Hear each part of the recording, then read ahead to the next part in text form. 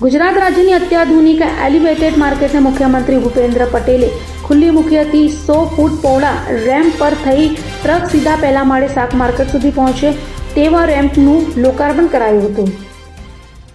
ગુજરાત રાજ્યના મુખ્યમંત્રી ભૂપેન્દ્ર પટેલ આજે શનિવારે સુરત શહેરની મુલાકાતે આવી પહોંચ્યા હતા। સુરત મહાનગરપાલિકાના 350 કરોડના વિકાસ કામો સહિત કુલ 600 કરોડના પ્રોજેક્ટનું મુખ્યમંત્રીના હસ્તે ખાસ મુહૂર્ત અને લોકાર્પણ કર્યું હતું। તો મુખ્યમંત્રી ભૂપેન્દ્ર પટેલના હસ્તે સુરત એપીએમસીમાં ₹200 કરોડના ખર્ચે બનેલી એલિવેટેડ માર્કેટને ખુલ્લી મુકાઈ હતી। તો આ કાર્યક્રમમાં કેબિનેટ મંત્રી જીતુ વાઘાણી અને નાણામંત્રી કનુ દેસાઈ પણ ઉપસ્થિત રહ્યા હતા। સુરતમાં ખેતીવાડી ઉત્પન્ન બજાર સમિતિએ રાજ્યની સૌથી મોટી અને અત્યાધુનિક એલિવેટેડ માર્કેટ તૈયાર કરીને એક નવો ઇતિહાસ રચ્યો છે। સામાન્ય રીતે શાકભાજી માર્કેટ ગ્રાઉન્ડ ફ્લોર પર જોવા મળતી હતી, પરંતુ સુરતમાં જમીનની અછત અને આધુનિકરણના ભાગરૂપે પહેલા માળે શાક માર્કેટ તૈયાર કરાઈ છે।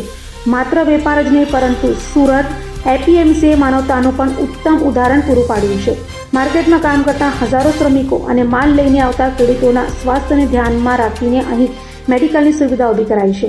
અહીં કામદારો માટે સંપૂર્ણપણે મફત સારવારની વ્યવસ્થા છે, જેથી ગરીબ શ્રમિકોને નાની મોટી બીમારીમાં આર્થિક બોજ ન સહન કરવો પડે।